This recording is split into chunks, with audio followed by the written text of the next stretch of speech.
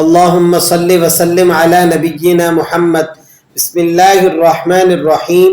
السلام علیکم ورحمۃ اللہ وبرکاتہ۔ محترم سامعین، امید کرتا ہوں تمام قرآن کریم سیکھنے والے خیرت و عافیت سے ہوں گے۔ تجوید کلاس میں آج کا ہمارا سبق ہے سورہ تکاثر۔ سورۃ التکاثر میں ہونے والی ممکنہ غلطیوں کی اصلاح اور تجوید کے ساتھ ہم اسے حرف بحرف پڑھ لیں گے۔ چلیں سبق کو شروع کر لیتے ہیں۔ اعوذ باللہ من الشیطان الرجیم، بسم اللہ الرحمن الرحیم۔ الہاکم التکاثر۔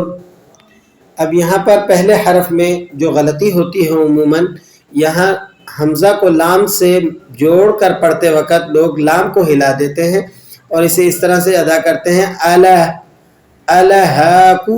یہ درست نہیں ہے، لام حروف قلقلہ میں سے نہیں ہے۔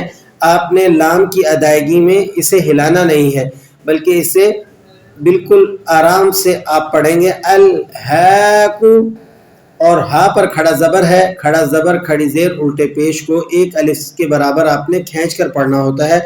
الہاکم التکاثر، میم کو تا سے ملا کر آپ نے ذرا جماؤ اور مضبوطی سے ادا کرنا ہے۔ یہاں پر غلطی کرتے ہیں لوگ کہ میم کو لام سے ملا کر پڑھ لیتے ہیں، کئی سادہ لوگ بیچارے اس طرح سے پڑھیں گے الہاکم التکاثر، تو یہاں یہ جو لام ہے یہ نہیں ادا ہوگا، بلکہ میم کو آپ نے تا سے جوڑ کر پڑھنا ہے الہاکم التکاثر، اور را کو آپ نے پر کر کے یعنی موٹا کر کے ادا کرنا ہے۔ کس طرح سے؟ الہاکم التکاثر۔ ٹھیک ہے، نیکسٹ آیت کو دیکھ لیں۔ حتی زرتم المقابر۔ اب یہاں پر حتی تا پہ کھڑا زبر ہے اور تشدید بھی ہے، ٹھیک ہے، تو آپ نے اسے دونوں باتوں کی رعایت رکھ کر ادا کرنا ہے، یعنی مضبوطی اور جماؤ کے ساتھ بھی پڑھنا ہے، ٹھیک ہے، اور اسے ایک الف کے برابر آپ کھینچ بھی لیں گے۔ کس طرح سے؟ حتی زرتم، را کو موٹا کر لیں گے، زرتم المقابر، یہ قوف ہے اور اسے آپ نے موٹا کر کے پڑھنا ہے، ٹھیک ہے۔ پوری آیت مبارکہ کو سماعت فرما لیجئے۔ حتی زرتم المقابر۔ نیکسٹ آیت دیکھ لیں۔ کلا سوف تعلمون۔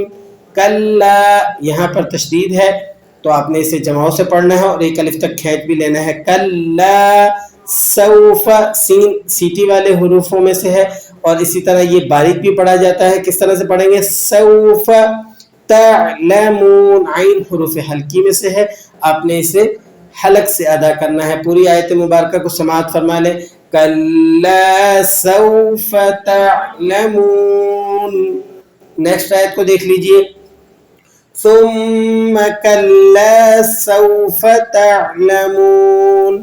یہاں ایک نیا حرف ہے ثم، میم پر آپ نے دیکھنا ہے کہ میم، نون میم مشدد ہمیشہ غنہ ہوتے ہیں، ٹھیک ہے، تو آپ نے یہاں پر غنہ بھی ادا کرنا ہے اور اسے ذرا مضبوطی سے بھی پڑھیں گے۔ کس طرح سے؟ ثم۔ باقی جو آیت ہے وہ سابقہ آیت سے بالکل ملتی جلتی آیت ہے، اس میں کوئی نیا لفظ نہیں ہے۔ پوری آیت مبارکہ کو سماعت فرما لیجئے۔ ثم کلا سوف تعلمون۔ امید کرتا ہوں آپ کو آج کا سبق اچھی طرح سے سمجھ میں آ گیا ہوگا۔ دعاؤں میں یاد رکھیے گا۔ السلام علیکم ورحمۃ اللہ۔